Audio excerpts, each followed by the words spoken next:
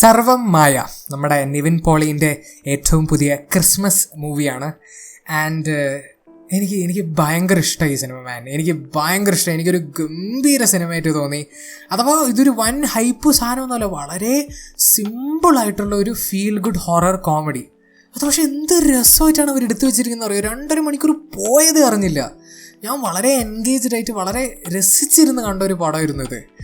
എല്ലാം ഉണ്ട് പടത്തിൽ. കോമഡി ഉണ്ടോ എന്ന് ചോദിച്ചാൽ കോമഡി ഉണ്ട്, അവിടെ ഇവിടെ കയറ്റൊക്കെ ചിരിക്കാനുള്ള കോമഡി ഉണ്ട്. ഇമോഷൻസ് ഉണ്ടോ എന്ന് വെച്ചാൽ ഇമോഷൻസ് ഉണ്ട്. ക്യാരക്ടേഴ്സ് വർക്കായി, നമുക്ക് ക്യാരക്ടേഴ്സ് കണക്റ്റായി. നമ്മൾ അഥവാ ഈ ഒരു സിനിമയിൽ സ്പെക്ടേറ്റർ എന്നുള്ള നിലയിൽ നമ്മളൊരു ക്യാരക്ടറായിട്ട് മാറുകയാണ്. അപ്പോൾ നമുക്ക് ആ ക്യാരക്ടേഴ്സിനോടൊക്കെ ഒരു ഇമോഷണൽ കണക്ഷൻ ഫീൽ ചെയ്യും. അപ്പോൾ അവർ ഫീൽ ചെയ്യുന്ന ഓരോ ഇമോഷൻസും നമുക്കും ഫീൽ ചെയ്യും. അങ്ങനെ ഇമോഷൻസ് വർക്കായി.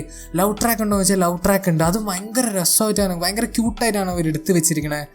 അങ്ങനെ എല്ലാം നിറഞ്ഞ ഒരു ഫീൽ ഗുഡ് പടം. ഫീൽ ഗുഡ് മൊമെൻറ്റ്സിൻ്റെ കാര്യം ഞാൻ പിന്നെ പറയണം, മനസ്സ് നിറഞ്ഞു മാൻ.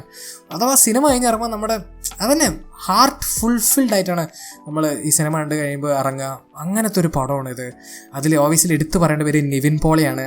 നിവിൻ പോളിൻ്റെ തിരിച്ചു വരവാണോ എന്ന് ചോദിക്കുന്ന ആൾക്കാരുടെ അടുത്ത് എനിക്ക് പറയാനുള്ളത്, ഈ റീസെൻ്റായിട്ട് ഓബിയസ്ലി നിവിൻ പോളിൻ്റെ ഒരു മോശം സമയമെന്നാണ് പറയപ്പെടുന്നത്. ഈവൻ ദോ ഞാൻ ഈ സമയത്ത് കണ്ട നിവിൻ പോളി സിനിമകളൊക്കെ ആക്ച്വലി എനിക്ക് ഇഷ്ടപ്പെട്ടിട്ടുള്ളൂ. ഇപ്പോൾ മഹാവീരറാണെങ്കിലും മലയാള ഫ്രം ഇന്ത്യ ഒക്കെ ആണെങ്കിലും എനിക്ക് ആക്ച്വലി വർക്കായ സിനിമകളാണ്. അപ്പോൾ ഒരിക്കലും എൻ്റെ ഒരു പെർസ്പെക്റ്റീവിൽ നിവിൻ പോളി എവിടെയും പോയിട്ടുണ്ടായിരുന്നില്ല, ഇവിടെ തന്നെ ഉണ്ടായിരുന്നു.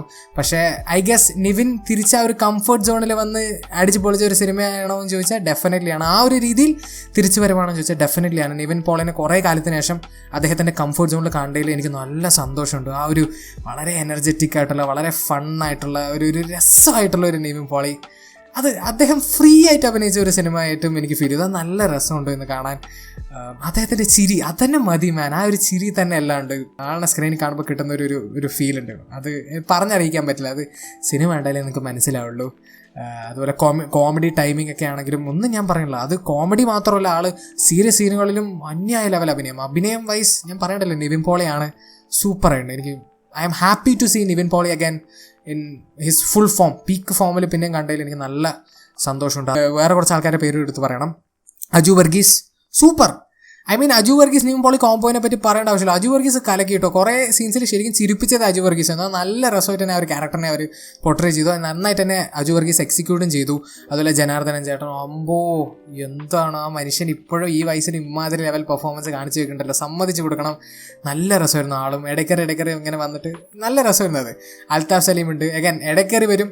നല്ല രസമായിട്ടുള്ള പെർഫോമൻസ് ആയിരുന്നു അതും. പിന്നെ എടുത്തു പറയേണ്ട വേറൊരു പേര് റിയ ഷിബു എന്ന് പറഞ്ഞിട്ട് ഒരു ഇന്ത്യൻ, നമ്മുടെ ഒരു പ്രൊഡ്യൂസറാണ്. 19 വയസ്സാണ്.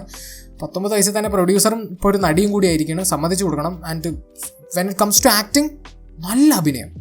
അഥവാ ഒരു ഭയങ്കര ഒരു ഹോൾസം പോസിറ്റീവ് എനർജി ഉള്ള ഒരു അഭിനയം നമുക്ക് കണ്ടുകൊണ്ടിരിക്കാൻ നല്ല രസമുണ്ടായിരുന്നു. അത് എസ്പെഷ്യലി നിവിൻ പോളി റിയ ഷിബു കോംബോ എന്ന് പറയുന്നത് സൂപ്പറായിരുന്നു. അത് രണ്ടുപേരും നന്നായി വർക്കായി ടുഗെദർ ഇൻ മൈ ഒപ്പീനിയൻ. പിന്നെ ഈ പടത്തിൽ നമ്മുടെ പ്രീതി മുകുന്ദനാണ്. പ്രീതി മുകുന്ദൻ ആക്ച്വലി വളരെ ചെറിയൊരു റോളാണ്, പക്ഷെ അതൊക്കെ നല്ല നീറ്റായി വൃത്തിക്ക് ചെയ്തു വെച്ചു. അങ്ങനെ പെർഫോമൻസ് വൈസ് എല്ലാവരും നല്ല വൃത്തിക്ക് ചെയ്തു വെച്ചു. പിന്നെ എടുത്തു പറയേണ്ട ഒരു കാര്യം മേക്കിംഗ്.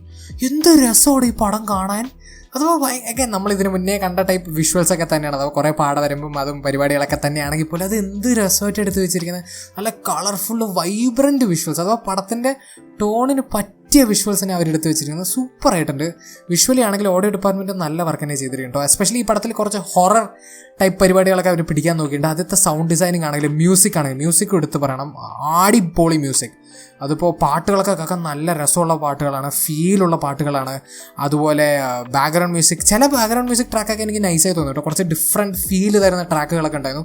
അങ്ങനെ മൊത്തത്തിൽ ബാക്ക്ഗ്രൗണ്ട് മ്യൂസിക്കും ഡെഫിനറ്റ്ലി ആ പടത്തിനെ എലവേറ്റ് ചെയ്യാൻ നന്നായി ഹെൽപ്പ് ചെയ്തു. അതുപോലെ ഞാൻ പറഞ്ഞുകൊണ്ടിരുന്നത് മറ്റേ ഹൊറർ സീനുകൾ പരിപാടി, അത് നല്ല രസമുണ്ടായിരുന്നു കേട്ടോ. ശരിക്കും ഐ തിങ്ക് അഖിൽ ശക്തിനെ ഒന്ന് പിടിച്ചാൽ നമുക്ക് വേണമെങ്കിൽ ഒരു ഹൊറർ പടം എടുത്ത് നോക്കാം. ഇങ്ങനെയൊക്കെയാണല്ലോ ഓരോരുത്തർ ട്രൈ ചെയ്തിട്ടാണല്ലോ ഏത് ജോണറിലൊക്കെയാണ് വർക്കാവില്ല എന്നൊക്കെ അറിയുന്നത്. അപ്പോൾ മേ ബി ഒന്ന് ട്രൈ ഔട്ട് ചെയ്ത് നോക്കുന്നത് നന്നായിരിക്കും. ഒരു പക്ക ഹൊറർ പടം എന്തായാലും നോക്കിയിരിക്കാം.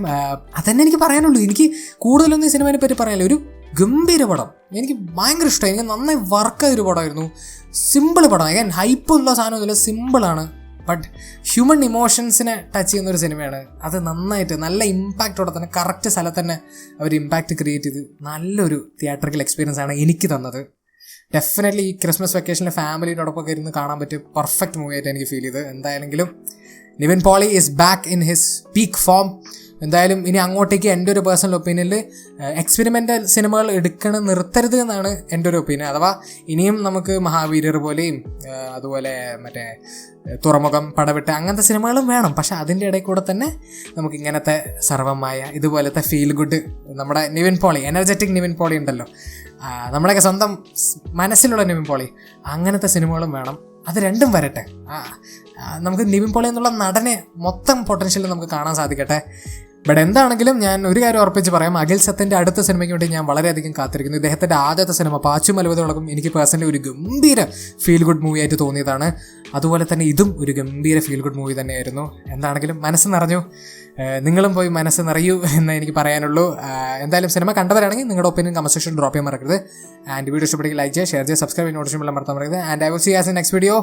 എന്താണെങ്കിലും നിവിൻ പോളി ക്രിസ്മസ് തൂക്കി ഗൈസ്. അതുപോലെ ഈ വീഡിയോ അവസാനിക്കുന്നതിന് മുന്നേ എനിക്ക് ഒരു കാര്യം കൂടി പറയണമെന്ന് തോന്നി. ഐ തിങ്ക് ഒരു സിനിമാ പ്രേമി എന്നുള്ള നിലയിൽ ഈ കാര്യം പറഞ്ഞില്ലെങ്കിൽ അത് ഞാൻ വളരെ വലിയൊരു ഇൻജസ്റ്റിസ് ആയിരിക്കും നമ്മുടെ മലയാള സിനിമ ഇൻഡസ്ട്രിക്ക് ചെയ്യുക.